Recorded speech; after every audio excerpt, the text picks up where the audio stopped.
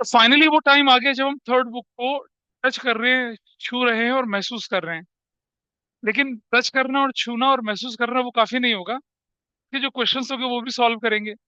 I don't want to threaten you or to make you in a fear कि जब हम ratio analysis करेंगे तो करीब करीब 110 120 इसकी इलस्ट्रेशंस होंगी, और करीब करीब 150 के करीब उसके अनसॉल्व क्वेश्चंस होंगे, और एक प्रीवियस ईयर के क्वेश्चंस होते हैं 60 70 क्वेश्चन उसके अंदर आएंगे। तो इतना कुछ करने के बाद भी आपके अंदर जो कॉन्फिडेंस होगा वो तभी आ पाएगा जब आप रेशियो एनालिसिस जैसे चैप्टर को लॉजिकली करोगे। और मेरी डिक्शनरी में रट्टाफिकेशन जैसी कोई चीज है नहीं।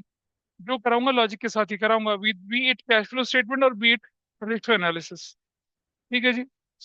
अब थर्ड बुक के क्या क्या कंटेंट है, वो मेरा सीक्वेंस पढ़ाने का क्या होगा वो मैं बताऊंगा आपको। बुक का सीक्वेंस, आपकी बुक मतलब एनसीईआरटी नहीं बोल रहा हूँ, बुक का मतलब टीएस ग्रेवाल की जब हम बात करें तो उसके अंदर जो सीक्वेंस है उसको देख लेते हैं। पहला चैप्टर जो हमारे पास आएगा, we are writing here book 3 हमारे पास है। इसका चैप्टर 1 जो नाम है, इसका पहला चैप्टर 1 जो है, that is basically financial financial statements of a company. ये आएगा आपके पास। इसके अंदर हम बेसिकली क्या पढ़ेंगे, बैलेंस शीट के बारे में पढ़ेंगे। बैलेंस शीट के बारे में नहीं पढ़ना, इसके कंटेंट के बारे में। Balance sheet, statement of profit and loss, and notes to accounts. मेरे ख्याल से आप लोगों की जानकारी, आप लोगों की जो वेल वर्सनेस होती है नोट्स टू अकाउंट्स से ज्यादा हो चुकी होगी। डिवेंचर के केस में, इश्यू ऑफ शेयर्स के केस में हमने बहुत सारे क्वेश्चन करे थे जहां हमने बैलेंस शीट बनाई थी और नोट्स टू अकाउंट्स बनाया था। ठीक है। एक डॉक्यूमेंट में दूंगा आपके पास, जो कि करीब करीब जब से बैलेंस शीट के क्वेश्चन 2013 वाले आने शुरू हुए हैं तब से लेकर अब तक पीडीएफ सॉल्यूशन के साथ है वो। दैट आई गिव यू, और रिवीजन के टाइम पे आपको दूंगा मैं। उसमें जितने क्वेश्चंस मतलब पिछले 10 सालों में बोर्ड के बैलेंस शीट वाले आए विद सॉल्यूशन होगा आपके पास। तो जिन लोगों को तकलीफ होती है ना कि हमें बैलेंस शीट बनाना आता नहीं आता, दैट प्रॉब्लम वो चली जाएगी आप लोगों की। तो balance sheet, statement of profit loss और नोट्स टू अकाउंट्स, ये हमारे चैप्टर 1 को पढ़ने का डिटेल एजेंडा होगा। चैप्टर 2 जब हम पढ़ते हैं उसके अंदर आता है analysis, analysis of financial statement, analysis of financial statements. और ये सिर्फ थ्योरी है, वो थ्योरी जो आपने बचपन में पढ़ी थी प्रिंसिपल्स ऑफ अकाउंटिंग से पहले वाले चैप्टर में। बेसिक अकाउंटिंग होता ना, थ्योरी बेस ऑफ अकाउंटिंग, वो प्रिंसिपल्स ऑफ अकाउंटिंग था। इंट्रोडक्शन टू अकाउंटिंग में जो थ्योरी पढ़ी थी, फाइनेंशियल फाइनेंशियल अकाउंटिंग क्या होती है, अकाउंटिंग की लिमिटेशन ऑफ अकाउंटिंग, मेरिट्स क्या होती है, पार्टीज इंटरेस्टेड इन अकाउंटिंग, ये सब उससे रिलेटेड है, थ्योरी वाला आता है चैप्टर 3। चैप्टर 3 हमारे पास आता है tools of analysis of financial statements. ये कुल मिलाकर 5 टूल होते हैं, जिनमें से सिर्फ 2 टूल्स हम इस चैप्टर में पढ़ने वाले हैं। एक का नाम होगा comparative statements, comparative statements and common size statements. बाकी के टूल्स ऑफ एनालिसिस हम लोग नहीं पढ़ेंगे। ये आपके टीएस ग्रेवाल में चैप्टर नंबर 5 बोला हुआ है इसको। हम इसको चैप्टर नंबर 3 बोल के करेंगे, ठीक है जी। चैप्टर 4 ये आता है आपके पास, रेशियो एनालिसिस। रेशियो एनालिसिस, जिंदगी में जब भी आप आगे बढ़ेंगे, इन्वेस्टमेंट, फाइनेंस, बैंकिंग वगैरह पढ़ेंगे, रेशियो एनालिसिस चैप्टर आपको पढ़ना पड़ेगा। और it is extremely useful to analyse financial position of a business. अब स्टॉक मार्केट में इन्वेस्ट करना चाहें, और डिटेल रेशियोज बहुत इंपॉर्टेंट फैक्ट्स है। अच्छा, रेशियोज चैप्टर में मैं क्या करूंगा आपको, अभी अभी इसी चैप्टर में जब मैं आपको नोट्स दूंगा, इसके प्रिंटेड नोट्स दूंगा, so it includes whatever is in CBSE syllabus, it includes whatever is there in CUT syllabus. लेकिन हम प्रैक्टिस करेंगे उन क्वेश्चंस की जो कि सीबीएसई सिलेबस में है। पीयूटी वाली की प्रैक्टिस नहीं करेंगे, लेकिन रेशियो में सिखा दूंगा आपको, ताकि सीयूटी वाला पार्ट कवर हो जाए, उसके लिए आपको अलग से कहीं क्लास लेने की जरूरत ना पड़े। और वो नोट्स के अंदर इंक्लूड है, विथ थ्योरी इंक्लूड है, कि उसकी एडवांटेज डिसएडवांटेजेस क्या होती हैं, आइडियल रेशो क्या होती है, वो सब जो सीयूटी सिलेबस वाली थ्योरी है वो इसके अंदर कवर हो जाएगी। अच्छा, आगे चलते हैं। Chapter 5, cash flow statement. Cash flow statement, cash flow statement, ये भी एक टूल्स ऑफ एनालिसिस होता है, कैश फ्लो। इसका भी मैं आपको जो नोट्स दूंगा, that includes much beyond CBSE syllabus. और प्रैक्टिस करेंगे वैसे क्वेश्चंस की। तो जो हम सी लेकिन इसमें क्या करेंगे, सीबीएसई के है साथ है या सीबीएसई के नहीं है, इसको बिना देखे प्रैक्टिस करेंगे, इसको बिना देखे हम क्वेश्चंस करेंगे। सीबीएसई सिलेबस थोड़ा रेस्ट्रिक्टेड है, लेकिन सीयूटी का सिलेबस पूरा वाइड है, ब्रॉड है। मैं जो पढ़ाऊंगा कैश फ्लो स्टेटमेंट आपका, that is inclusive of CUT वाला पार्ट। और इनमें से बहुत क्वेश्चन बनते हैं, बहुत बहुत ज्यादा क्वेश्चन बनते हैं, ठीक है। अच्छा, इसकी शुरुआत हम लोग कर रहे हैं financial statement of a company की। देयर आर सर्टेन थिंग जो कि एग्जाम के लिए बिल्कुल ही इरेलीवेंट है, लेकिन मैं मान के चलता हूँ कि हम कहीं जब हम कुछ पढ़ लेते हैं तो कहीं ना कहीं वो इस्तेमाल में आता है। We will see that at a glance, तो फिर हम आगे बढ़ जाएंगे। ये चैप्टर इतना बड़ा होता है, मतलब देखिए आप देखेंगे आपके स्कूल में, ये भी हो सकता है कि ये चैप्टर बहुत जल्दी में खत्म करवा दिया गया है ना, लेकिन अगर मैं करा रहा हूँ इस चैप्टर को, तो आपको देखेंगे कि इसकी डेप्थ कितनी होती है, कितना डिटेल में हम इसको पढ़ते हैं। और उसी डेप्थ का फायदा हमें कहाँ मिलता है, जब हम रेशियो एनालिसिस पढ़ेंगे, उसी डेप्थ का फायदा हमें कैश फ्लो स्टेटमेंट में मिलेगा। उसी डेप्थ का फायदा मिलेगा आपको जब आप सीयूटी का पेपर सॉल्व करेंगे, ठीक है। भले ही आपके स्कूल के टेस्ट पे नंबर कम आए, भले ही आपके मेरे टेस्ट पे नंबर कम आए, और प्री बोर्ड वगैरह में नंबर कम आए, लेकिन बोर्ड में definitely you will score extremely well. और उससे ज्यादा फायदा आपको मिलेगा जब आप सीयूटी की तैयारी करेंगे, ठीक है। अगर आप मेरे साथ रहते रहते ये सारी चीजों को कवर अप कर लेते हैं, that will not be a problem. Anyway, भाषण किनारे करते हैं, पढ़ाई करना शुरू करते हैं। पहले पेज निकाल लीजिए, and those who are online, I think they can see this page, whatever is there on your screen. दिख रहा है आपको? Yes sir. ठीक है जी। लर्निंग ऑब्जेक्टिव से हमें कोई लेना देना नहीं होता, फाइनेंशियल स्टेटमेंट्स की मीनिंग से हमें कोई मतलब नहीं बनता। मतलब फाइनेंशियल स्टेटमेंट की मीनिंग में ये क्या बोल रहा है, ये कहता है कि financial statements which are prepared according to the accounting principle practices and accounting standard, जो सेक्शन 129 कंपनीज एक्ट 2013 के कंप्लायंस के हिसाब, मतलब एज पर सेक्शन 29 129। भाई पूछे फाइनेंशियल स्टेटमेंट के लिए कौन सा सेक्शन लगता है, तो आप बता देंगे सेक्शन कौन सा लग रहा है, ये 129, ठीक है। एक मेरा बच्चा क्लास का था पिछले साल का, उसमें जितने भी अकाउंटिंग स्टैंडर्ड और जितने भी अकाउंटिंग सेक्शन थे, सेक्शन पार्टनरशिप के, इसके सबकी एक लिस्ट बना ली थी पूरी की पूरी। मुझे लगता है कि मैंने शायद उसे प्रिंट करवाया था। आई शेयर दैट जब हम रिवीजन शुरू करेंगे। शुरू शुरू में एक डॉक्यूमेंट दे दूंगा मैं आपको, जिसमें सारे सेक्शंस, पार्टनरशिप का कौन सा सेक्शन है, सेक्शन 32 क्या है, सेक्शन 39 क्या है, सेक्शन 41 क्या है, असेंडिंग ऑर्डर में। कंपनीज एक्ट के रिलेवेंट सेक्शंस हो गए, अकाउंटिंग स्टैंडर्ड रिलेवेंट कौन से होते हैं वो दे देंगे। हैंडी बुक, हैंडी 4-5 टाइप के नोट्स होते हैं, तो अपने पास हमेशा रखिए। सेक्शन याद नहीं होते हैं, सिर्फ उन्हें पढ़ना होता है बस। पढ़ते जाएंगे, जब भी मौका मिला कागज खोल के पढ़ लिया पढ़ लिया पढ़ लिया। It will be there in back of your mind. जब आप प्रैक्टिस करने जाएंगे तो आपको तुरंत से वो ध्यान आ जाएंगे। सेक्शन 129 थर्ड बुक में पहला सेक्शन है जो हमारे लिए रेलिवेंट है, इसे अपने पास पे नोट कर लेंगे। ये कहता है क्या, prescribe the balance sheet and profit and loss account, जिसे कि हम statement of profit and loss बोलते हैं, वो प्रिपेयर किया जाता है। शेड्यूल 3, कौन सी शेड्यूल होती है, शेड्यूल 3 होती है companies act 2013। And set of financial statement as per section 2 sub section 40। देखिए, एक तो सेक्शन 129 कहता है कि भाई फाइनेंशियल स्टेटमेंट के अंदर balance sheet and statement of profit and loss include होता है। और सेक्शन 2 सब सेक्शन 40 के हिसाब से क्या होता है, फाइनेंशियल स्टेटमेंट के अंदर क्या क्या चीजें आती हैं। तीन चीजें हमने बोली हैं, अभी आपके सामने दिख रही है स्क्रीन पे। एक तो बैलेंस शीट बोला, उसमें क्या होता है, इक्विटी एंड लायबिलिटीज होता है और एसेट्स होता है, ये हमने एक शेयर्स में पढ़ा था, ठीक है। और बैलेंस शीट को पोजीशन स्टेटमेंट भी बोलते हैं, क्या बोलते हैं इसको, पोजीशन स्टेटमेंट, क्योंकि it tells you your financial position at a point of time. Position statement बोलते हैं उसको, ठीक है। अच्छा, और तो स्टेटमेंट ऑफ प्रॉफिट लॉस को क्या बोलते होंगे, इसे बोलते हैं पीरियड स्टेटमेंट। क्या बोलते हैं इसे, बुक में नहीं लिखा है, लिख लीजिए उसे, क्या बोलते हैं, इनकम स्टेटमेंट या पीरियड स्टेटमेंट बोलते हैं। पीरियड का मतलब होता है कि एक पर्टिकुलर पीरियड, यानी कि एक फाइनेंशियल ईयर की ये क्या बताता है आपको, इन्फॉर्मेशन बताता है। मतलब स्टेटमेंट ऑफ प्रॉफिट लॉस जो होगा वो एक पर्टिकुलर पॉइंट ऑफ टाइम की इन्फॉर्मेशन नहीं बताता, ये बताता है 1 अप्रैल 2023 से लेकर 31 मार्च 2024 तक आपके पास क्या क्या इन्फॉर्मेशन है, ठीक है। So it is a period statement, and that is what position statement. तो which of the following is a period statement, तीन चार चीजें दे देंगे आपके सामने, आपको identify. Which of the following is position statement, चार चीजें दे देंगे, उनमें से एक होगी आपके सामने, ठीक है। इनकम स्टेटमेंट आपको मालूम ही है, स्टेटमेंट ऑफ प्रॉफिट लॉस को बोलते हैं। फिर नोट्स टू अकाउंट्स आपके सामने आता है, क्या आता है, नोट्स टू अकाउंट्स, ठीक है। और एक चौथी चीज जो एसेंशियली बनानी होती है किसको, चौथी चीज जो एसेंशियली बनानी होती है किसको, कंपनीज को, कंपनीज एक्ट 2013 के हिसाब से उसे कहते हैं कैश फ्लो स्टेटमेंट। ये बनाना जरूरी है। However cash flow statement is a part of tools of analysis of financial statement, लेकिन इसे एसेंशियली क्या किया जाता है, जो आपकी अकाउंटिंग इंफॉर्मेशन थी उसके अंदर शो किया जाता है, ठीक है। हाँ, सुनो, valuation of goodwill is not an accounting, ratio analysis is not an accounting, cash flow statement is not an accounting.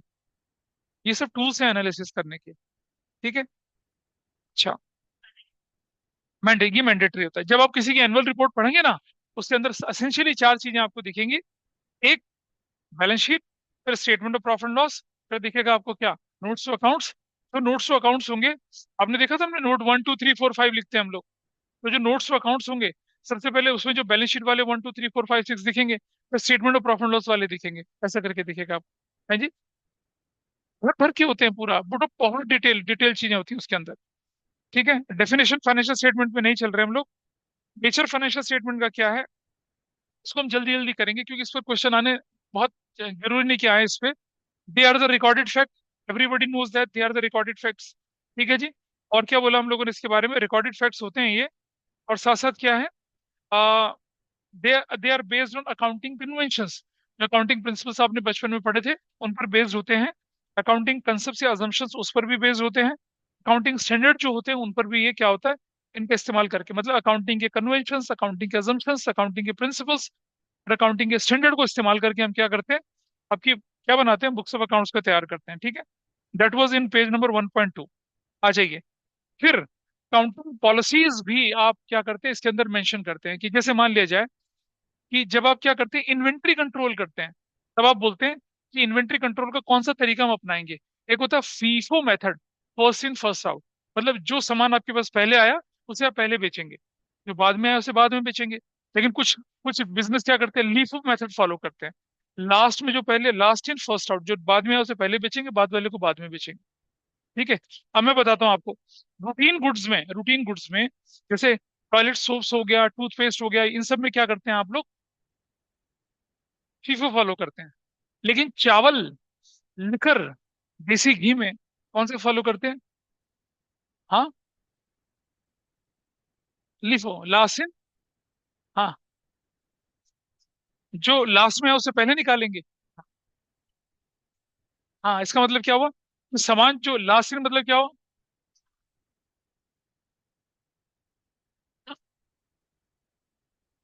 देखो बेटा समझना, ये रेलेवेंट नहीं है आपके सिलेबस से। चावल जितना पुराना हो उतना महंगी कीमत बढ़ती है उसकी, लिकर जितनी पुरानी है उसकी कीमत उतनी बढ़ती है, और घी जितना पुराना हो उतनी उसकी वैल्यू बढ़ती है, उसकी जो क्वालिटीज होती है वो ज्यादा शानदार होती है। तो अगर हम फीफो उठाएंगे, जो पहले आया था वो पहले जाएगा। इसका मतलब क्या हुआ, कि मान लिया मैंने 1 जनवरी को जो सामान निकाला, और मैं सेल शुरू कर रहा हूँ जनवरी से, तो पहले जनवरी वाले को निकालूंगा, फिर फेब वाले को निकालूंगा, ऐसे करके चलूंगा। ठीक है। अब लीफो का मतलब क्या है, जो लास्ट में आया था उसे पहले निकाल देंगे। इसका मतलब क्या हुआ, मतलब जैसे मान लिया कि मेरा एक सेल्स, मेरा मेरा मेरा मतलब इन्वेंट्री को एक्यूमुलेट करने का टाइम है, मैं जनवरी से लेकर मतलब जून तक इन्वेंट्री को एक्यूमुलेट करता हूँ। पहले कौन सा आया, जनवरी वाला आया, बाद में कौन सा आया, जून वाला आया, और जुलाई 1 से मैं बेचना शुरू करता हूँ। ठीक है। तो अगर मैं फीफो फॉलो करूंगा तो सबसे पहले क्या है, जैन में जो आया था उसको बेचूंगा पहले मैं, है ना। और अगर मैं लीफो करूंगा तो जून वाला पहले आया, तो जो जो चावल वगैरह जो होता है उसमें कौन सा फॉलो करते हैं, लीफो मेथड फॉलो करते हैं, वैसा करके। ठीक है। लेकिन ये लीफो फीफो क्या होगा, ये अकाउंटिंग पॉलिसीज होती है बेसिकली, इन्हें अकाउंटिंग पॉलिसीज बोलते हैं। ठीक है। इन्वेंट्री मैनेजमेंट की कौन सी पॉलिसीज आप फॉलो करते हैं। ठीक है। अच्छा, फिर ये एस्टिमेट्स की बात कर रहा है। अकाउंटिंग जनरली एस्टिमेट्स पे चलती है, सब बहुत सारी चीजें आप एस्टिमेशन में, एस्टिमेटेड सेल्स लेके, when you estimate yourself, then only you place the order to manufacturing department कि आपको इतना प्रोडक्शन करना है। एस्टिमेट्स होते हैं बहुत सारे। हमारी एक्सपेक्टेड रेवेन्यू कितना है, expected year on year growth कितनी जाएगी, ट्रेंड्स। एक और tools of analysis of financial statement होता है ट्रेंड एनालिसिस। आप ट्रेंड डिसाइड करते हैं कि क्या ट्रेंड बनने वाला, आपका सेल्स के, आपके एक्सपेंसेस के अगेंस्ट, आपके मार्केट में जो शेयर प्राइस है उनकी मूवमेंट के अगेंस्ट आप ट्रेंड निकालते हैं, और ट्रेंड के हिसाब से चलते हैं। Everything is based on numbers, और उन्हें हम क्या बोलते हैं, एस्टिमेट्स बोलते हैं। And sources of financial information क्या है, ये आपने 11th में अच्छा खासा पढ़ा था, वाउचर होते थे आपके पास, इनवॉइसेस होती थी आपके पास। ठीक है। और जो रियल अकाउंटिंग के कंसेप्ट वो आप इस्तेमाल करते थे यहाँ पर। ठीक है। आगे चले जरा। ये कहता है कि कंटेंट ऑफ एनुअल रिपोर्ट के अंदर क्या क्या चीजें आएंगी, again may be not important for your examination point of view, लेकिन आपको जानना जरूरी है कि क्या क्या कंटेंट आते हैं। ठीक है। यहाँ क्या होता है कि एनुअल रिपोर्ट के अंदर क्या क्या चीजें आती हैं, आप देख रहे होंगे आपकी बुक में अंदर 1 2 3 4, इस पेज नंबर कौन से पे लिखा हुआ है यहाँ पर, I am talking about page number 1.3। बहुत डिटेल में नहीं जाएंगे हम इसके साथ। तो सबसे पहले देखिए, अब यहाँ आ गया सेक्शन 134, कंपनीज एक्ट 2013, और report by board of directors training. Board of director की रिपोर्ट होती है, इसके अंदर क्या क्या जाती है, इसके अंदर जाता है डायरेक्टर रिस्पॉन्सिबिलिटी स्टेटमेंट। अब ये डायरेक्टर रिस्पॉन्सिबिलिटी स्टेटमेंट क्या है भाई? आपने देखा होगा जब एनुअल रिपोर्ट बनती है किसी कंपनी की, उस एनुअल रिपोर्ट में सबसे पहले पेज पे सबसे पहले पेज पे नाम कंपनी का, एनुअल रिपोर्ट का टाइम, तो कुछ लोगों के साइन होते हैं उसके अंदर। वो मैनेजिंग डायरेक्टर का साइन होता है, बोर्ड ऑफ डायरेक्टर के साइन होते हैं जो कि इंपॉर्टेंट है, सीएफओ के साइन होते हैं उसके ऊपर, है ना, कि कंपनी सेक्रेटरी के साइन होते हैं। इसका मतलब क्या होता है? और वो जो बोर्ड ऑफ डायरेक्टर्स होता है, वो एक जॉइंट स्टेटमेंट देते हैं कि the information provided in this annual report is is is correct to the best of our knowledge. ठीक है, ये डायरेक्टर का रिस्पॉन्सिबिलिटी स्टेटमेंट होता है। इसको लेके चलते हैं, ले आगे। तो इसी के लिए इस पर मैं बहुत डिटेल चीजें नहीं बता रहा हूँ, just for your reference I am telling it to you. तो रिस्पॉन्सिबिलिटी स्टेटमेंट पूरा ठीक है। अगर रिस्पॉन्सिबिलिटी स्टेटमेंट नहीं होगा, जैसे आप किसी नौक जैसे मान लो आप किसी गवर्नमेंट जॉब के लिए अप्लाई करते हैं जब ना, तो उसमें एक लाइन आती है कि I hereby undertake that following information, या the information mentioned above is to the best of my knowledge, और उससे आपके साइन कराते हैं। अगर आपने उस पर, या जब आप देख रहे हैं ना, जब आप किसी ऐप को डाउनलोड कर रहे होते हैं तो उसमें एक आता है, एग्रीमेंट आता है, उस पर आपको टिक करना पड़ता है, I have understood and read the above information and I am abiding, उसके बाद स्क्रॉल कर कुछ नहीं पढ़ते, टिक करते हैं, एग्री करके साइन करते, यही होता है वो रिस्पॉन्सिबिलिटी स्टेटमेंट। बाद में जब आप उनके ऊपर मुकदमा करते हैं कि तुमने तुम्हारी प्राइवेसी छीन ली, तो कहेंगे देखो आपने साइन कर रखा ना यहाँ पर, डिजिटल साइन बाय यू, तुमने तो कहा था पूरा पढ़ लो आप। लेकिन ऐप डाउनलोड करने की जल्दी इतनी होती है आपकी, आप पूरा नहीं पढ़ते उसको, और अपना टिक लगा के और एग्रीड करके बटन दबा देते हो उसका। So this is like that. Auditor की report, who are the auditor? Auditor are the chartered accountant. चार्टेड अकाउंटेंट की रिपोर्ट होती है, शेयर चार्टेड अकाउंटेंट दो रिपोर्ट बनाता है, एक रिपोर्ट टू मैनेजमेंट और एक report to shareholder. Report to management को बताता है कि भाई आपको क्या क्या एरिया आपके ग्रे है जिनमें आपको काम करने की जरूरत है। रिपोर्ट टू शेयर होल्डर बताता है कि भाई देखिए इनकी बुक्स ऑफ अकाउंटिंग में जो इन्फॉर्मेशन ठीक से चल रही है नहीं चल रही है। अगर रिपोर्ट टू शेयर होल्डर में देयर इज अ टर्म जिसे कहते हैं क्वालिफाइंग रिपोर्ट। क्वालिफाइंग रिपोर्ट मतलब रिपोर्ट फुल ऑफ ऑब्जेक्शंस। तो अगर कोई एक चार्टर्ड अकाउंटेंट ऑडिटर अगर रिपोर्ट क्वालिफाई कर देता है और वो मिनिस्ट्री ऑफ कॉमर्स को चली जाती है और आपके शेयर होल्डर को चली जाएगी, तो वो कंपनी बर्बाद होनी ही है, वो डूबेगी डूबेगी। मैं समझाता हूँ कैसे, I am explaining it to you. कभी किसी ने टाटा, बिरला, डालमिया और मोदी का नाम सुना? जब मेरे मेरे दादाजी मुझे बताया करते थे कि हमारे देश में 4750 के करीब में चार बड़े बिजनेस हाउसेस हुआ करते थे। एक टाटा होता था, एक बिरला होता था, अंबानी अदानी कहीं नहीं होता था, एक होते थे डालमिया। डालमिया कोलकाता की कंपनी थी। डालमिया के बिस्किट आते थे, लेकिन और बहुत बड़ा बिजनेस एम्पायर था इनका। और एक होते थे मोदी, मोदी ग्रुप, मोदीपुरम वाले मोदी। ठीक है। बिरला फैमिली के एथिक्स बहुत स्ट्रांग है। बिरला फैमिली जो है ना, उनकी एथिक्स बहुत स्ट्रांग एथिक्स है उनके, जनरेशन से अभी भी बहुत एथिक्स, स्ट्रांग एथिक्स है। ठीक है। टाटा सोशल वेलफेयर वाले, और टाटा ग्रुप के जो सक्सेसर अभी रतन टाटा जी गए हैं, इनके भी एथिक्स, सोशल एथिक्स बहुत स्ट्रांग है। डालमिया के एथिक्स स्ट्रांग नहीं थे, वो गए। मोदी के भी एथिक्स स्ट्रांग नहीं थे, but they were doing extremely well till 60s 70s तक, अच्छा कर रहे थे। तो इनके ऑडिटर थे, एक्सटर्नल ऑडिटर थे। इंटरनल ऑडिटर चार्टर्ड अकाउंटेंट जिन्होंने नौकरी पे रखा रहता है। तो there was an external auditor, ये he was some mister Khanna, and he was resident of Sundarnagar. Sundarnagar जानते हैं? दिल्ली जू, दिल्ली दीपीएस आर के, दिल्ली दीपीएस मथुरा रोड के पीछे वाली जगह, one of the costliest place in Delhi. Khan market और खानवर मार्केट और सुंदरनगर है। सुंदरनगर में कपिल देव भी रहते हैं और बहुत सारे लोग रहते हैं, ये वहीं रहते थे। He was external auditor to Modi group of companies. Modi group of companies में some financial discrepancies were going on. He highlighted that and he told managing director to Modi Group कि भाई आप इन सबको ठीक कर लीजिए, it is not good for you as far as compliances are concern in a longer run. मैं आपको भी रिक्वेस्ट कर रहा हूँ, आपको एडवाइस कर रहा हूँ कि इसे आप ठीक कर लीजिए। अगर आप इसे ठीक नहीं कर पाएंगे तो it will be difficult face for your company in the future. तो मोदी साहब उस समय तो बड़े भयंकर टाइकून हुआ करते, जैसे अंबानी और अदानी टाइप की आज की सिचुएशन है। इन्होंने कहा दो कौड़े के अकाउंटेंट, तू क्या बताएगा मुझे? क्या बताएगा तू मुझे? मैं ठीक करूंगा? मेरे पास 500 लोगों की चार्टर्ड अकाउंटेंट की टीम है, तुमसे बढ़कर, मतलब he just took that in his ego. हो गया, चलो मामला ठीक है। उसने कहा ठीक है, अब मैं तुम्हें बताता हूँ कि ऑडिटर की पावर क्या होती है। तो खन्ना साहब जो थे, उन्होंने, मैं बताता हूँ। ही क्वालिफाइड हिज रिपोर्ट। क्वालिफाइड का मतलब होता है उसमें ऑब्जेक्शन लगा दिए रिपोर्ट में। सॉलिड नहीं, गलत नहीं, सॉलिड ऑब्जेक्शंस लगाए। वो ऑब्जेक्शंस जो पुराने ऑडिटर जो होते थे, पैसा खा के, या बहुत बड़ा बिजनेस हाउस है तो उसको ऑब्लिगेशन करके छोड़ देते थे। उसने कहा मैं भी छोड़ देता, लेकिन क्योंकि आपने मेरे साथ अच्छा व्यवहार नहीं करा, तो अब मैं बताता हूँ आपको कि ऑडिटर या चार्टर्ड अकाउंटेंट की पावर क्या होती है। So what he has done, he qualified the report, audit share holder की रिपोर्ट भेज दी उनको, और मिनिस्ट्री ऑफ कॉर्पोरेट अफेयर्स में रिपोर्ट भेज दी। ठीक है जी। उस समय की रूलिंग पॉलिटिकल पार्टी के साथ इनका कुछ थोड़ा बहुत डिस्प्यूट था, क्योंकि बड़े पावरफुल बिजनेसमैन थे, अपने आगे समझते नहीं थे किसी को, पॉलिटिशियन को अखरता था ये। अब रिपोर्ट क्वालिफाई हुई, मिनिस्ट्री ऑफ कॉर्पोरेट अफेयर्स हो गई, उसके सेक्रेटरी ने मिनिस्टर ऑफ फाइनेंस को बता दिया, फाइनेंस साहब ने प्राइम मिनिस्टर जी को बता दिया। प्राइम मिनिस्टर को पता चल गया, अच्छा बेटा मोदी अब आ तू लपेटे में। मोदी को बुलाया, भाई ये चीजें हैं, कहता करना जो कर लो, आई एम एब्सोल्युटली करेक्ट। मैं कहा ठीक है जी।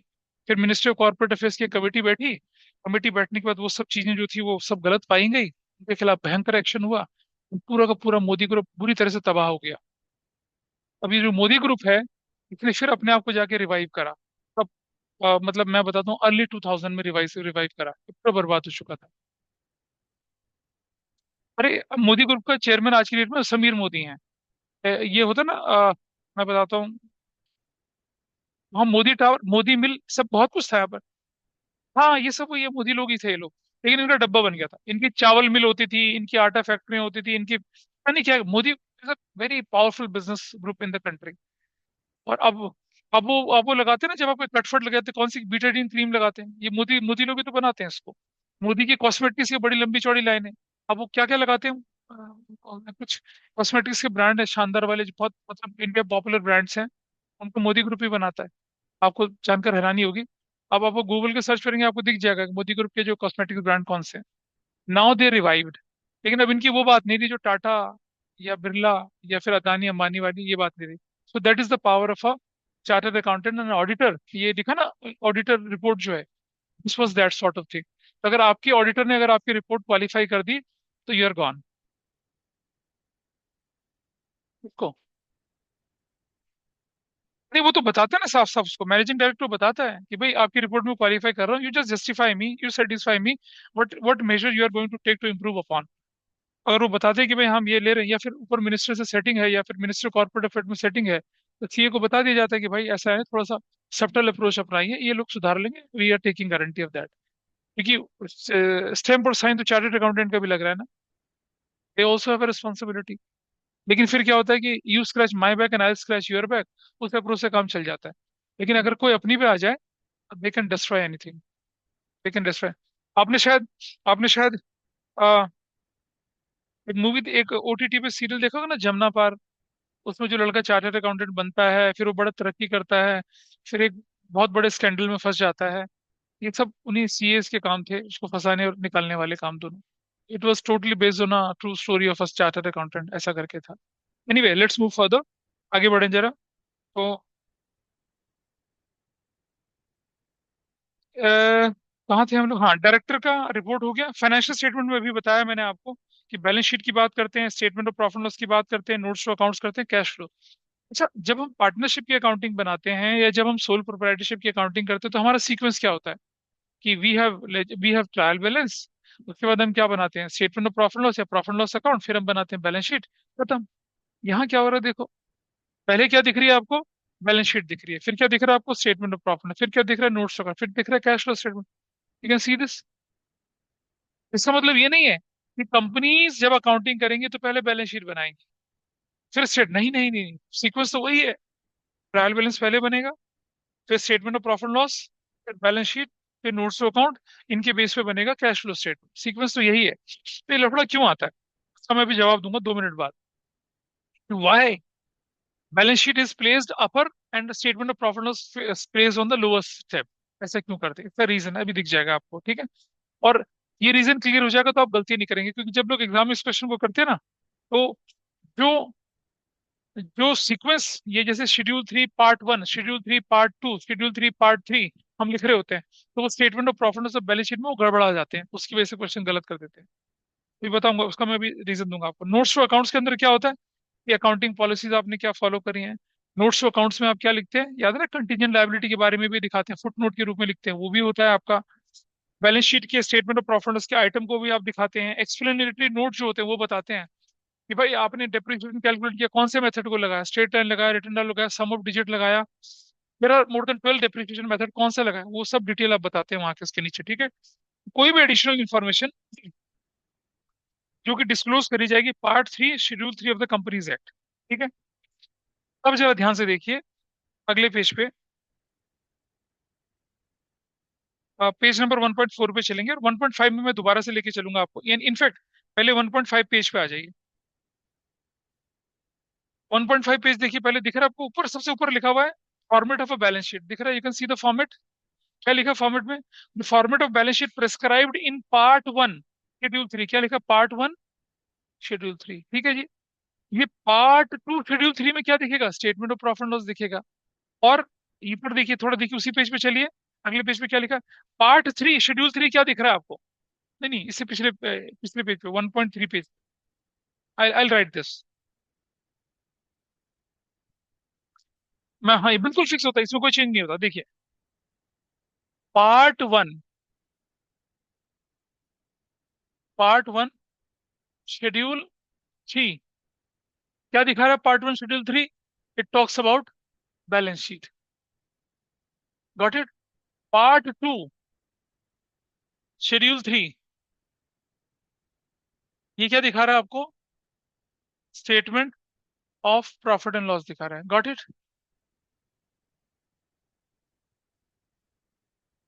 शेड्यूल 3 ये क्या दिखा रहा है आपको, statement of profit and loss दिखा रहा है।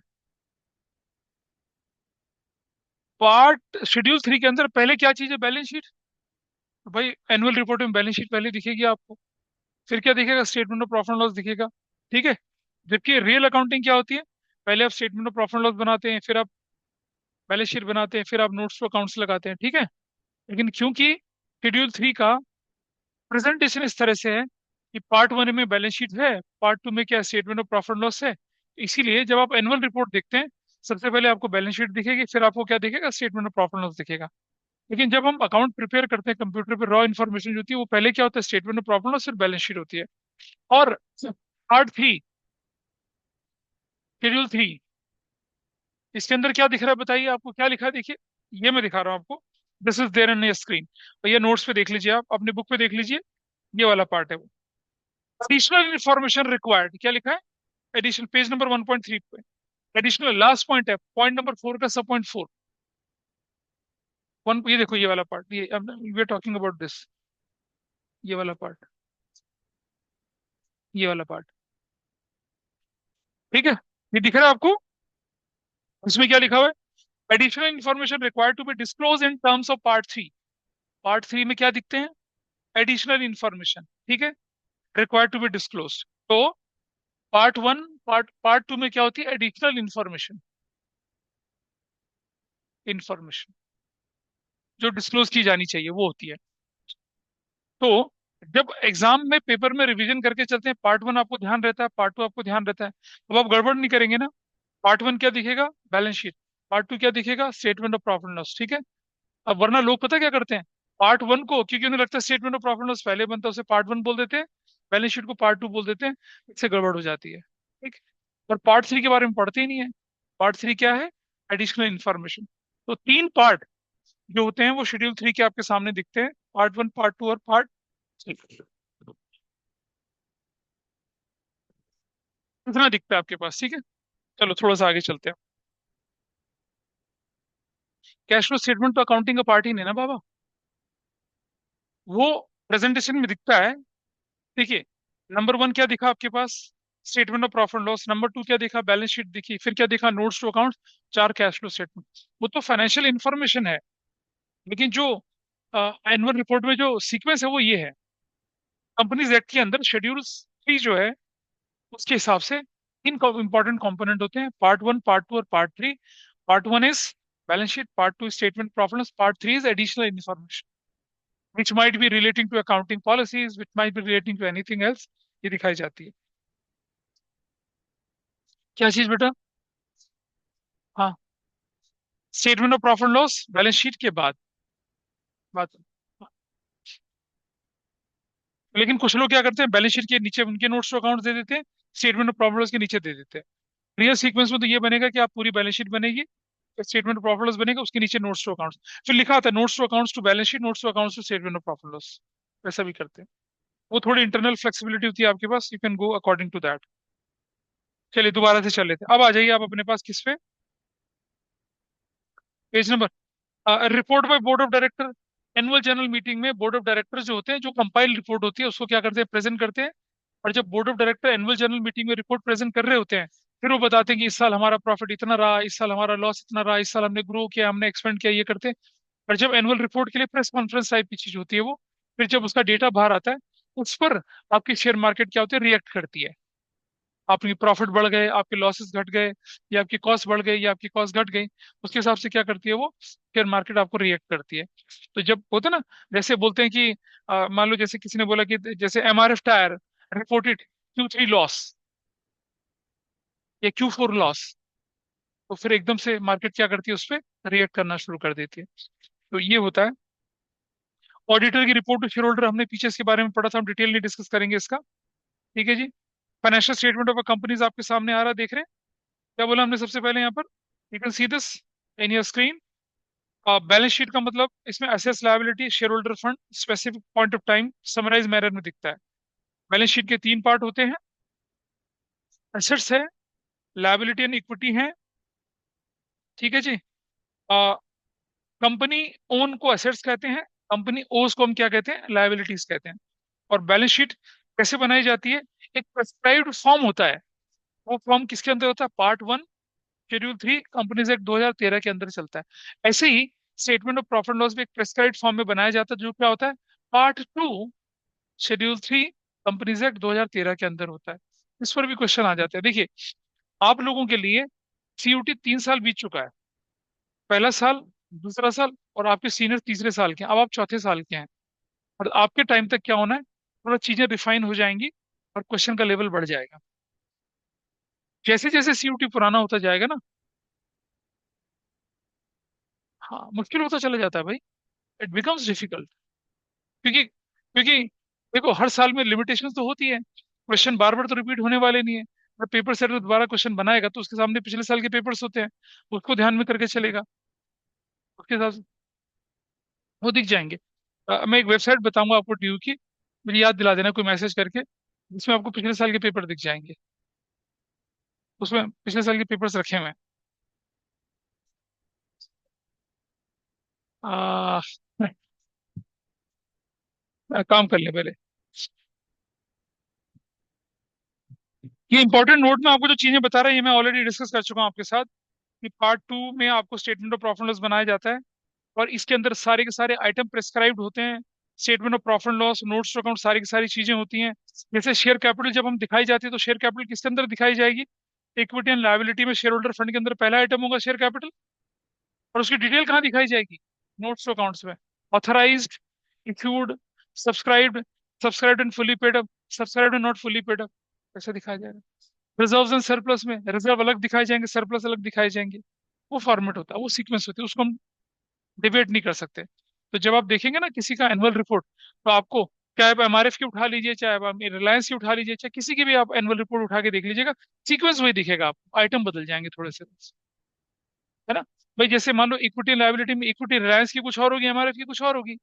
रिजर्व सरप्लस में रिजर्व एमआरएफ के कुछ और होंगे, रिलायंस के कुछ और होंगे, amount might be difference, pattern वही रहेगा। ठीक है। ऐसा क्यों करते, कंपेरेबिलिटी के लिए। पूछा था ना अकाउंटिंग की qualitative aspect, it must be comparable. when you are following accounting principal accounting standard and this format of schedule 1 और schedule 3 part 1 part 2, जब सारी कंपनीज, सारे कॉर्पोरेट वर्ल्ड में जो जो इंडियन अकाउंटिंग को फॉलो करते हैं, कंपनीज एक्ट को फॉलो करते हैं, वो यूज करेंगे, तो सबकी अकाउंटिंग आपको सेम दिखेगी, and it is easier for you to compare.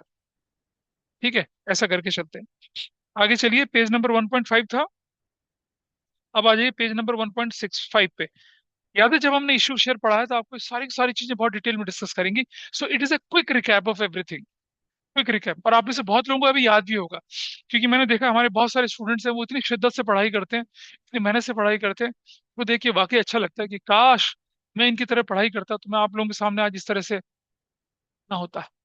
I might be addressing to a big corporate house as a CFO, अगर मैं इतने अच्छे से पढ़ाई करता जितने अच्छे से ये लोग पढ़ाई करते हैं। तो ईश्वर इन पे किसी की नजर ना लगाए। दे आर द, क्या बोलूं मैं, so vibrant student and personalities in the class, extremely bright future if they maintain this rhythm till their post graduation. वो, हाँ हाँ, it is there, and that spark is there within everybody and all of you. लेकिन कुछ लोगों ने क्या कर दिया, उस स्पार्क को पानी डालकर अपनी सारी परेशानियों को समझ के उसको बुझा दिया है। You need to ignite that spark once again in yourself, have honesty of efforts, हम कहते हैं ना, do your best and leave the rest, बस। ठीक है, लेकिन अगर आप काम ही ना करो तो क्या होगा, तो करना पड़ेगा आप। चलिए रिकैप करते हैं दोबारा से। अभी मैं क्या करूंगा, बोर्ड नहीं लिखूंगा आपके सामने, हम धीरे धीरे इसके स्क्रीन पे मैं इसको बढ़ाऊंगा आपके पास। सबसे पहले हमने बोला था इक्विटी एंड लायबिलिटीज, इसके दो कंपोनेंट बनते हैं, एक शेयर होल्डर फंड बनता है। पहला number one, share holder fund. Share holder fund के अंदर तीन कंपोनेंट हमने बोले थे। क्या क्या कंपोनेंट आपके पास, सबसे पहले आपके पास है share capital. You can C share capital. Share capital के लिए नोट्स होता है, आप देख रहे हैं। करंट ईयर इधर होता है और प्रीवियस ईयर उधर होता है। मतलब मिडिल में आपको क्या दिखेगा, करंट ईयर, और राइट हैंड साइड पे एक्सट्रीम क्या दिखेगा आपको, प्रीवियस ईयर दिखेगा। You can see that. और हाँ, क्वेश्चन उल्टा होता है, इसीलिए तो कहते हैं एरो लगा के चलिए, वरना कॉमन सेंस कंपैरेटिव में आपकी सारी इन्फॉर्मेशन नेगेटिव आएगी। इसका ध्यान रखेंगे, ठीक है। तो देखिए, share capital everybody is aware, हमने इशू शेयर ढंग से पढ़ा था। रिजर्व सरप्लस में क्या क्या डिटेल आते हैं अभी पढ़ेंगे, इसी इसी चैप्टर में हम पढ़ेंगे। और money receives against share warrant में आपको पहले बता चुका हूँ। A document against which shares are issued at a future date is known as what, future date and future क्या rate, that is known as share warrant. और क्योंकि आपने एक कॉन्ट्रैक्ट साइन कर रहा है कि आपको शेयर देने ही देने हैं, you are bound with that contract, इसीलिए हम क्या करते हैं, इसे शेयर कैपिटल के अंदर नहीं रखते हैं, लेकिन कहाँ दिखाते हैं, शेयर होल्डर का पार्ट बना के दिखाते हैं। फ्यूचर में क्या होगा, फ्यूचर में ये मनी शेयर वारंट हट जाएगा, ये इसकी जगह पे क्या बढ़ जाएंगे, आपके शेयर कैपिटल बढ़ जाएगी। It is there. जब आप किसी को शेयर इशू करते हो अगेंस्ट शेयर वारंट, तो क्या होता है, there is a commitment from your side, a written commitment from your side, कि on that particular date you will issue these number of shares at this particular rate on that particular date to that person। जब तक वो time period नहीं आएगा तब तक ये share warrant बना के अलग से पड़ा रहेगा। फिर जैसे ही वो टाइम आएगा, share warrant will get dissolve, और आपका वो शेयर कैपिटल का पार्ट बन जाएगा, फुली पेड अप वाला। ऐसा करके मनी रिसीव्ड अगेन। अच्छा, फिर क्या था, share application money pending allotment, ये आपने देखा था। आपको एक्सेस एप्लीकेशन मनी मिली, या आपको एप्लीकेशन मिली, फिर एप्लीकेशन मिलने के बाद क्या करते हैं हम, बताइए। हाँ, अलॉटमेंट ड्यू करते हैं, याद है वो सीक्वेंस बताया था मैंने, पहले एप्लीकेशन मिलती है, फिर अलॉटमेंट ड्यू होता है, फिर अलॉटमेंट का एप्लीकेशन का पैसा एडजस्ट होता है, फिर अलॉटमेंट का पैसा मिलता है, ऐसा करके चलते हैं। So that sequence is generally followed, उसको फॉलो करके चलते हैं। तो अगर आपको एप्लीकेशन मनी मिल गया, और आपने आपने सपोज आपने एप्लीकेशन इशू किया मान लो 28 मार्च को, 31 मार्च को आपकी बुक्स क्लोज हो गई, तो आपके पास क्या है, अकाउंटिंग के नाम पे सिर्फ एप्लीकेशन मनी मिली हुई है, अलॉटमेंट तो हुआ नहीं। इसे क्या मैं money receive against share warrant बोल सकता हूँ, नहीं बोल सकता, हमने किसी को कमिटमेंट थोड़ी किया है। हमने तो एप्लीकेशन अलॉट करना रह गया, अभी तो मेरा इशू क्लोज नहीं हुआ। इसे कहते हैं एप्लीकेशन मनी पेंडिंग अलॉटमेंट। ठीक है जी, this part is also okay. फिर नॉन करंट और करंट लायबिलिटी को मिला के कंपेयर करते हैं हम लोग, जब हमने इशू शेयर्स में बताया था आपको। ऊपर लॉन्ग टर्म बोरिंग तो नीचे क्या, यू कैन सी, ऊपर लॉन्ग टर्म बोरिंग तो नीचे क्या, शॉर्ट टर्म बोरिंग। ऊपर क्या है, डेफर्ड टैक्स लायबिलिटी, तो नीचे क्या आया था, ट्रेड पेबल्स। ऊपर आया था अदर लॉन्ग टर्म लायबिलिटी, नीचे आया अदर शॉर्ट टर्म लायबिलिटी, नहीं, अदर करंट लायबिलिटीज। ऊपर आया लॉन्ग टर्म प्रोविजन, तो नीचे क्या आया, short term provision. Issue of shares में अच्छा खासा टाइम लगा के आपको बताया था। अब हम आगे क्या करेंगे पता है, शेयर कैपिटल का बाइफरकेशन देखेंगे, मतलब सरप्लस के अंदर क्या क्या चीज आती है उसको देखेंगे, ये सब चीजें लेके चलेंगे, ठीक है। थोड़ा आगे चले, डाउट है, any doubt till this point. हाँ बोलो।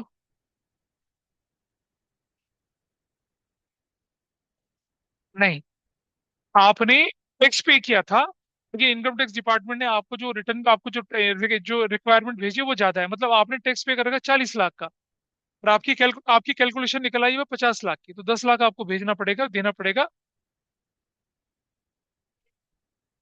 किसकी टेबल में रख रहे हैं, हाँ long term boring, long term non current liability में इसलिए रख रहे हैं उसको, क्योंकि सरकार जो आपको टाइम देती है उस डेफर्ड टैक्स लायबिलिटी को सेटल करने के लिए, वो 9 मंथ के करीब का टाइम देती है, which generally goes beyond 1 year. और 1 साल के बियॉन्ड जो जाएगा फिर हम उससे कहाँ डालेंगे? लॉन्ग टर्म बोरोइंग में नहीं डाला भाई। But point number A, long term borrowing अपने आप में अलग हेडिंग है। Point number B, deferred tax liability अपने आप में इंडिपेंडेंट हेडिंग है। Point number C, point number D, इनका आपस में कोई लेना देना नहीं है।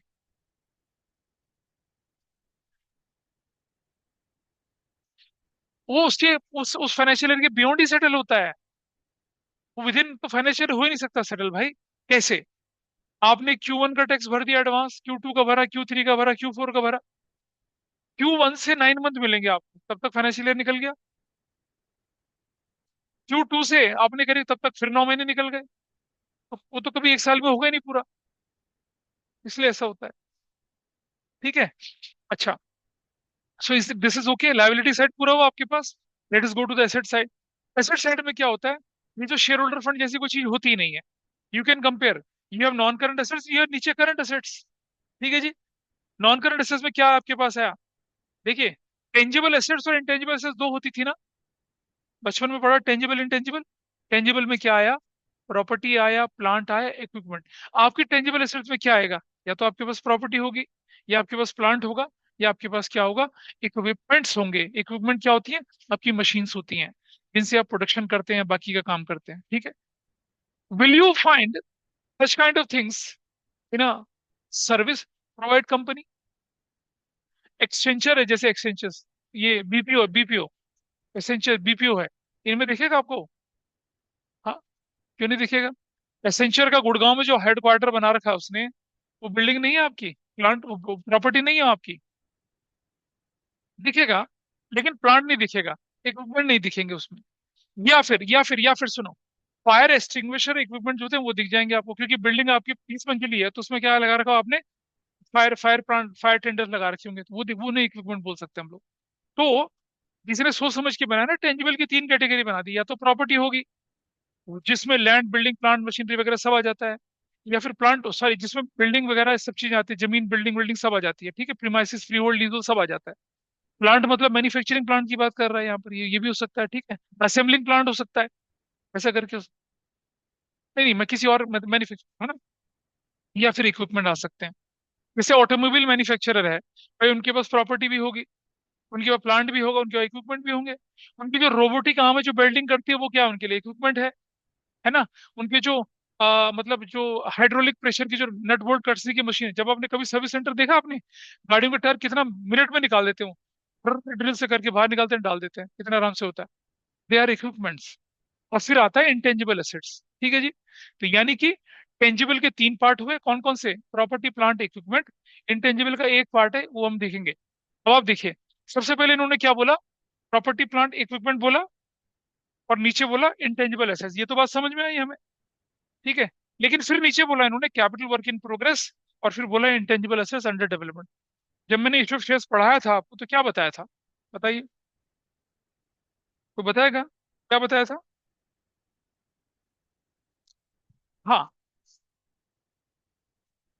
भाई, इशू शेयर्स के टाइम में नहीं बताया था मैंने आपको? जब बैलेंस शीट सिखाई थी इशू शेयर्स के टाइम में, नहीं बताया था मैंने आपको? सेक्टर 44 की तरफ जाते हैं तो सुपरटेक की एक बिल्डिंग बनी हुई है। या जब सरिता विहार की तरफ जाते हैं, देखा ना, सुपर नोवा बना हुआ है जो, वो कितना बड़ा, मतलब दिल्ली एनसीआर की सबसे ऊंची बिल्डिंग है वो, सुपर नोवा। सेमी कंस्ट्रक्टेड फेज में है वो। इतना 20 मंजिल बन चुका है, या 30 मंजिल बन चुका है, 20 फ्लोर बनना बाकी है। आपको कहा था मैंने ये सब, याद है किसी को? नहीं। मैं फोटो वोटो भी दिखाई थी आप लोगों को मैंने।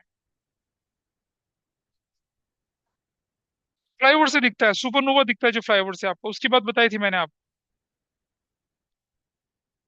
हाँ, तो वो क्यों नहीं होता? क्योंकि सुपरटेक का मालिक जेल चला गया ना।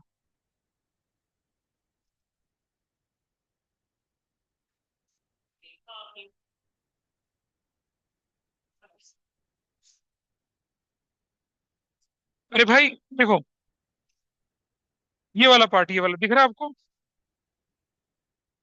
ये वाला पार्ट, ये काफी, इसमें लाइट वेट तो होती है खूब अच्छे से, लाइट वेट तो दिखती है आपको। नोएडा की सबसे ऊंची बिल्डिंग। हाँ, रहता, अरे कहाँ रहता है कोई, कैसी बात कर रही है?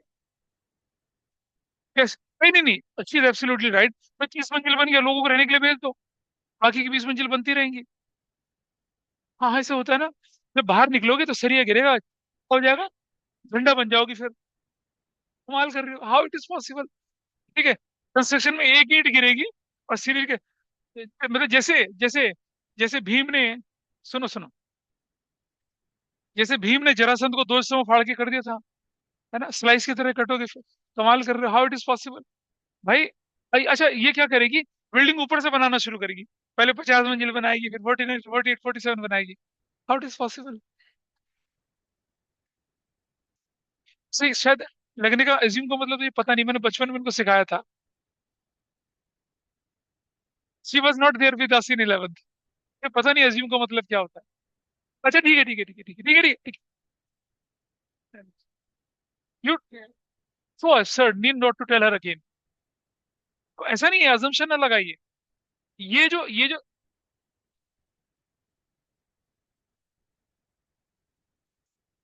नहीं नहीं नहीं नहीं नहीं बताना, नहीं बताना। कोई बात नहीं, तो तुम्हें 11th में आना था ना फिर, क्यों नहीं आई। अब वो रिकॉर्डिंग में भी नहीं डालते भाई। बहुत बेशरम चीज है, कैसे रिकॉर्डिंग में डाले हम। नहीं। तो ये जो नोएडा की सबसे ऊंची बिल्डिंग है भाई, सुपरनोवा जो है, it is a perfect example. अगर हम बोलें तो, दोज वर ऑनलाइन, आप देख सकते हैं। ये जो आपके स्क्रीन पर दिख रहा है सुपरनोवा, ये जो सुपरनोवा बेसिकली, ये एक टेंजिबल एसेट्स है। लेकिन अभी क्या है, कंस्ट्रक्शन की फेज में है, इसे बना रहे हैं। ठीक है।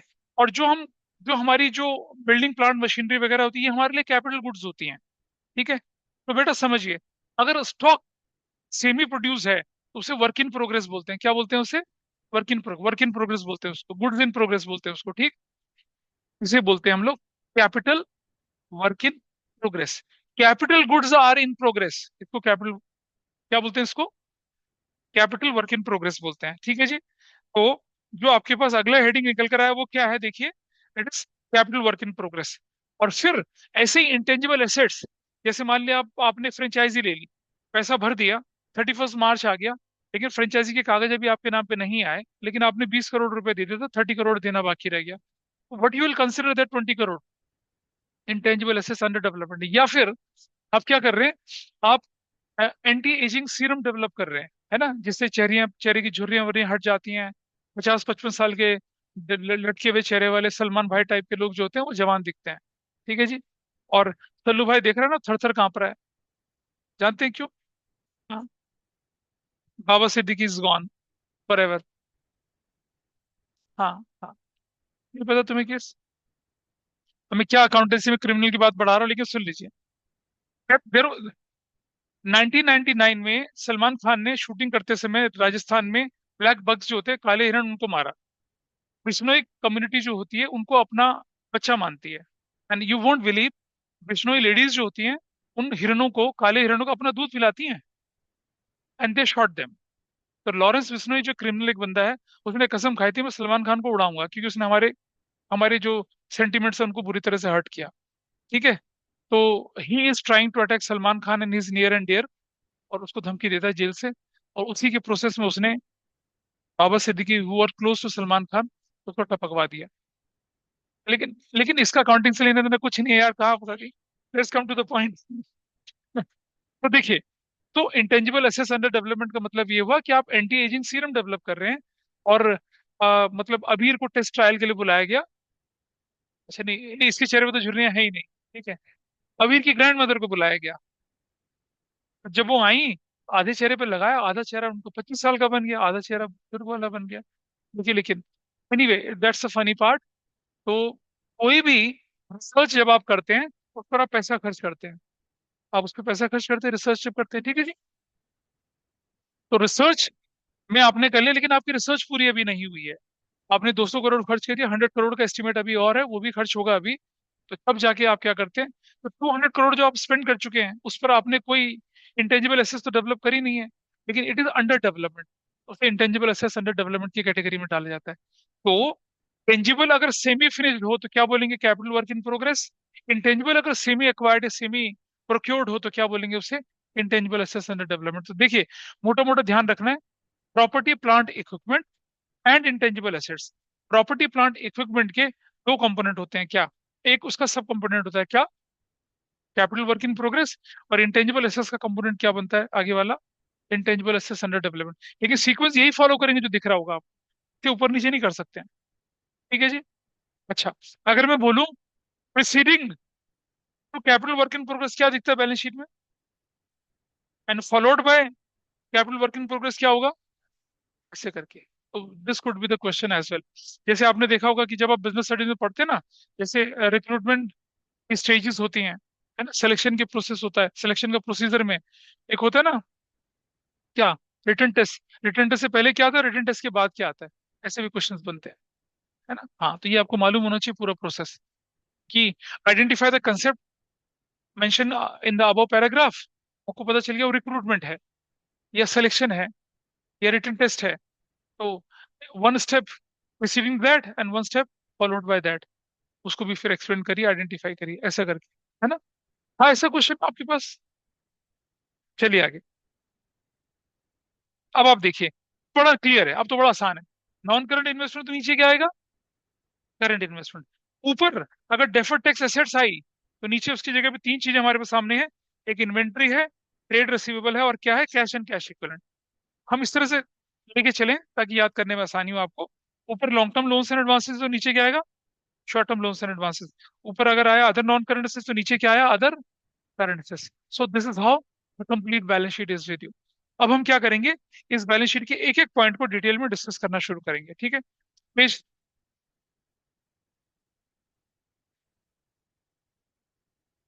नहीं, अब मैंने थोड़ी बनाया कंपनी से, जिन्होंने बनाया, I have no choice, you have no choice, we have to follow the law, we have to move as per that.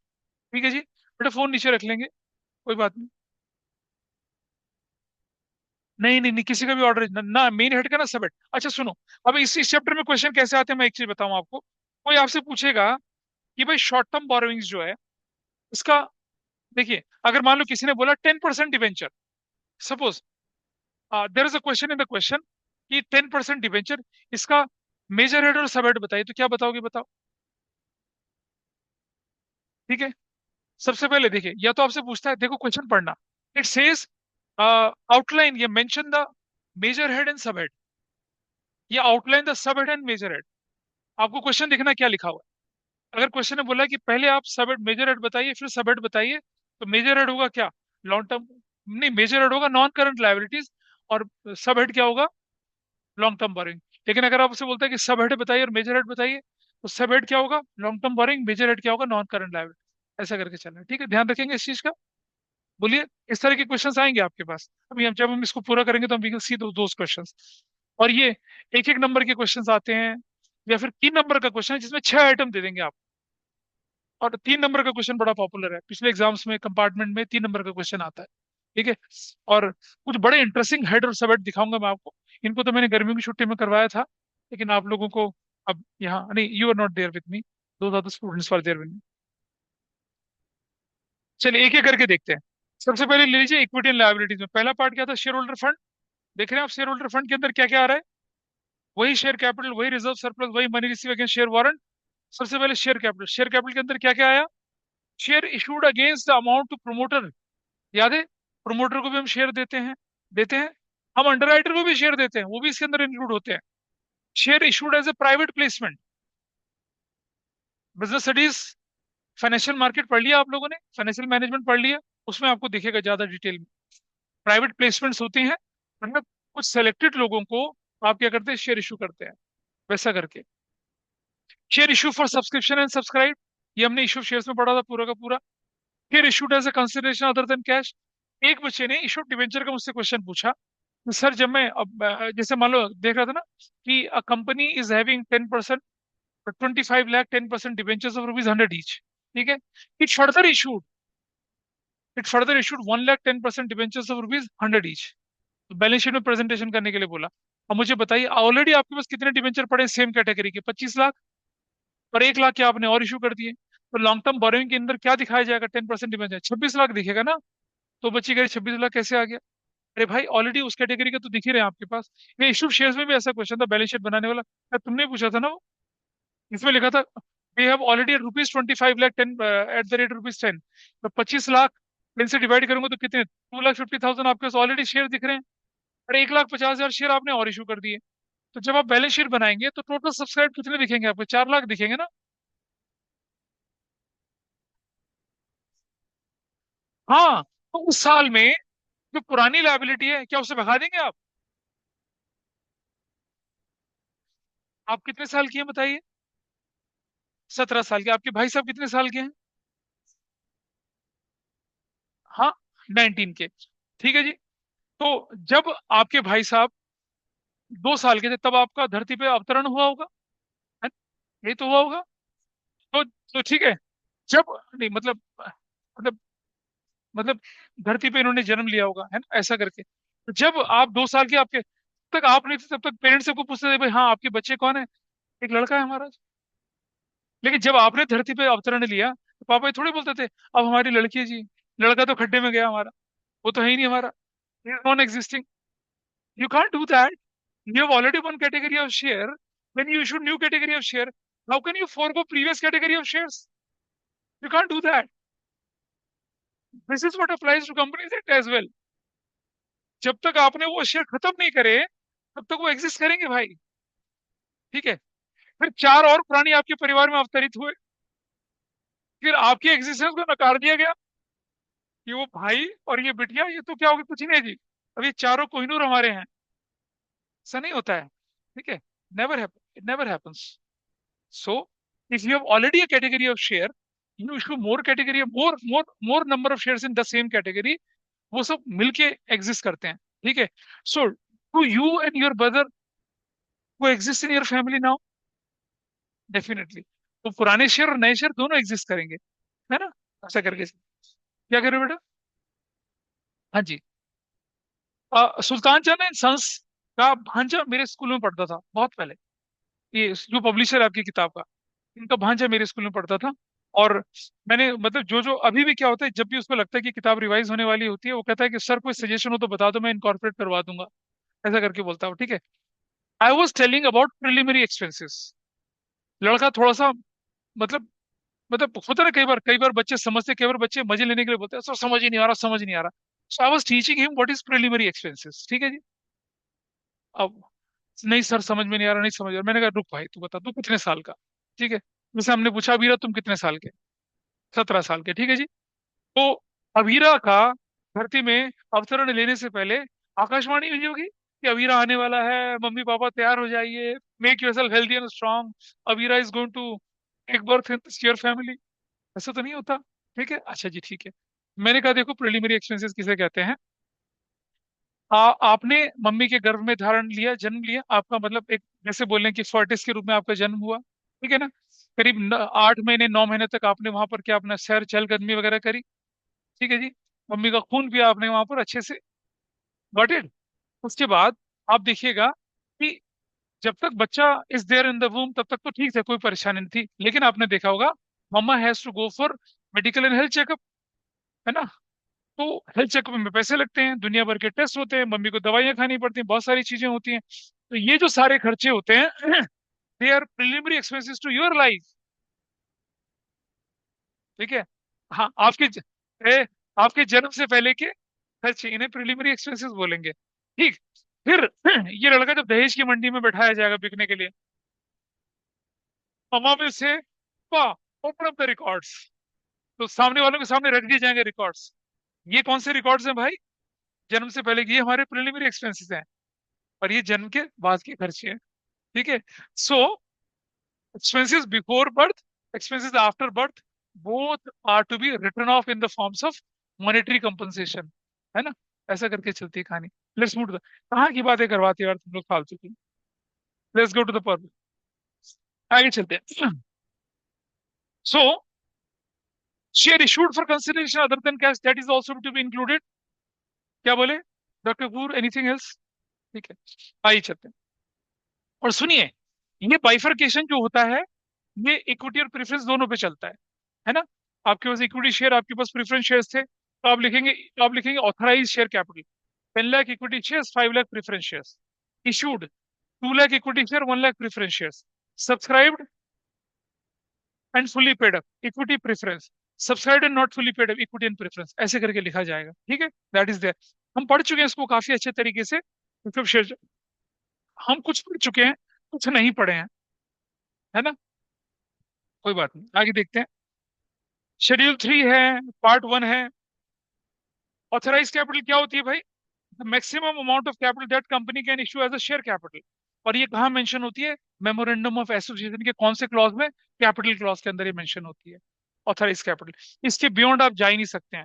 अगर आपके पास 10 लाख इक्विटी शेयर और रुपीज 10 ईच है, तो ये ऑथराइज कैपिटल इज 1 करोड़। इस तरह से चलती है चीज, ठीक है। और और फिर मैंने बताया ना कि ऑथराइज कैपिटल जो होती है, authorise capital, issued capital, subscribed and fully paid up, subscribed not fully paid up कहाँ दिखाई जाती है? नोट्स टू अकाउंट्स में दिखाई जाती है, बैलेंस शीट के अंदर नहीं दिखाई जाती। हमने इशू शेयर्स में पढ़ा था, ये डाउट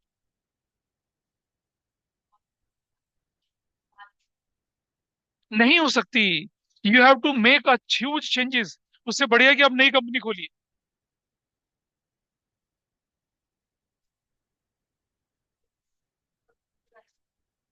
अरे बाबा, तुम्हारे 1 करोड़ शेयर के लिए ऑथराइज हो, तुमने 70 लाख शेयर ऑलरेडी इशू कर दिए थे, 30 लाख और इशू करोगे, ये होता है। उसके बाद कैसे करोगे तुम? Your limit is seized. हाँ, हाँ, प्रोसीजर तो होता है ना। फिर मेमोरेंडम ऑफ एसोसिएशन बदलेगा, फिर उतना ही मेमोरेंडम ऑफ एसोसिएशन को बदलने का प्रोसेस उतना ही कम्बरसम है जितना फॉर्मेशन ऑफ अ कंपनी। तो नई कंपनी खोल लो, हाँ। हाँ, हाँ, बोलो। हाँ, हाँ, तो बोल तो रहे हैं। सब्सिडरी कंपनी का मतलब हुआ कि आप अपने अम्ब्रेला कंपनी के अंदर एक नया कंपनी खोलते हैं, उसकी ऑथराइज कैपिटल नहीं बनाएंगे, उसका सब। दैट्स अ न्यू, बोलो ना, formation of a new company. Because it is open under your umbrella, that is why it is your subsidiary. उसकी तो अपनी इंडिपेंडेंस होती है। भाई एक बात बताइए, टाटा केमिकल और टाटा मोटर्स दोनों अलग अलग कंपनी है, दोनों अलग अलग लिस्टेड हैं, दोनों का अलग अलग शेयर प्राइस, दोनों का अलग अलग टिकर है, दोनों का अलग अलग फेस वैल्यू, दोनों का अलग अलग मार्केट वैल्यू है, but that is in the Tata group of companies. ऐसे करके। पेज नंबर कौन सा था ये? 1.6, 1.7 पे आइए। ठीक है जी। और सुनो, ऑथराइज कैपिटल कौन से सेक्शन के अंदर है? डब्बे के अंदर देखेंगे आप, सेक्शन 2 सब सेक्शन 8 है, ठीक है। और इसको अलग अलग नामों से पुकारा जाता है। Authorise capital, nominal capital and registered capital भी बोला जाता है इसे। और आप लोगों को ध्यान होगा, ये चीजें मैंने तब बहुत डिटेल में डिस्कशन में नहीं करी थी, मैंने कहा था ये आपके एग्जाम के लिए रेलेवेंट नहीं है, but it is relevant for CUET exam as well. That is why we are going into deep of this. Issued capital किसे बोलते हैं भाई जरा? Part of authorise capital which is open to public for subscription, उसे क्या बोलते हैं हम? इशूड कैपिटल बोलते हैं, ठीक है जी। अच्छा, एक बात हमेशा ध्यान रखना, इशूड कैपिटल जो होगी वो क्या होगी? या तो इक्वल होगी या कम होगी किससे? ऑथराइज से। It can not be more than authorise. अगर आप ऐसा करेंगे तो आपका इशू क्या होगा? नल एंड वॉइड हो जाएगा। आप ऑथराइज हैं 2 करोड़ शेयर इशू करने के लिए, और आप इशू कर रहे हैं 3 crore share. You can't do that. या तो 2 करोड़ शेयर इशू करेंगे, या 195, 150, 140 ऐसे आप इशू करेंगे। इसका ध्यान रखेंगे आपको, ठीक। फिर चलते हैं। डेफिनेशन कहाँ दे रखी है इसके? सेक्शन 2 सब सेक्शन 50 के अंदर दे रखी है, 2013 में। Definition, section not relevant for CBSE exam but relevant for CUET exam, ये ध्यान रखना। Issue capital mean such capital as the company issues from time to time for subscription. Subscribe subscribe capital किसको बोलेंगे? Section 2 subsection 86, the part of capital which for the time being is subscribed by the members of the company. Members किसको बोलते हैं? Share holder बोलते हैं, है ना। मैं नहीं, ये डेफिनेशन कंपनीज एक्ट की अकाउंटिंग की नहीं है। These are the definition from companies act. वो सब कंपनीज एक्ट की डेफिनेशन है, हमारी नहीं। और देखिए भाई, सब्सक्राइब कैपिटल के दो हेड होते हैं, subscribed and fully paid and subscribed and not fully paid. I feel now all of you are more competent to understand the meaning of subscribed and fully paid and not fully paid as you were there in summer vacation time। उस समय तो कैसे बोलते थे, ठीक है? इसीलिए मतलब बहुत ज्यादती करते हैं टीचर्स जब वो थर्ड बुक से पहले चैप्टर कराना शुरू करते हैं। तब कहाँ है कुछ समझ में आ रहा है? जब हमने पार्टनरशिप में कुछ नॉलेज एक्वायर करी, इक्विटी शेयर्स में उसको स्ट्रेंथन किया, अब जाके how can you do analysis if you have not studied the core of the subject. थोड़ा आगे चलते हैं। सब्सक्राइब फुली पेड अप किसको बोलेंगे भाई? Company has called the full value ₹10 का शेयर, 10 का 10 कॉल कर लिया। भले ही पैसे मिले ना मिले, वो बात की बात है। अगर पैसा पूरा मिल गया तो subscribed and fully paid up है, उससे पैसा पूरा नहीं मिला तो क्या कहेंगे उसको? Subscribed and not fully paid up बोलेंगे, ठीक है। लेकिन एक बात और ध्यान रखनी है आपने, कि सब्सक्राइब्ड थी और फुली पेड अप थी और कुछ कॉल्स इन एरियर था, तो उन्हें फोरफिट किया या नहीं किया, वो भी बात आपको ध्यान रखनी होती है। फुली पेड अप या नॉट फुली पेड अप किस पे डिपेंड करता है? एक डिपेंड करता है कि आपने पूरा पैसा मंगवा लिया था, और दूसरा डिपेंड किस पे करता है, कि कहीं वो शेयर जिन पे पैसा नहीं मिला था फोरफिट तो नहीं हुए।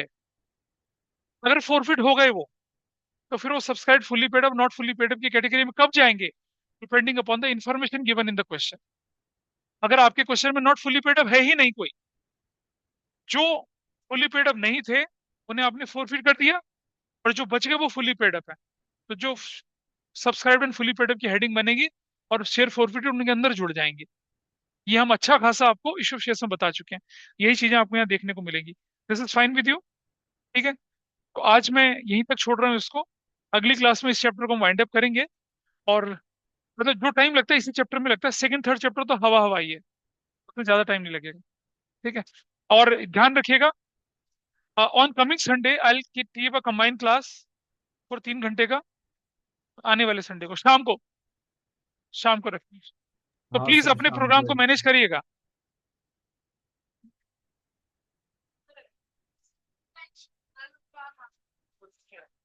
शाम को कितने बजे तक? 6:30 तक तो कोचिंग है तुम्हारी, तो 6:30 की बात करूंगा ना मैं। चलिए, दैट्स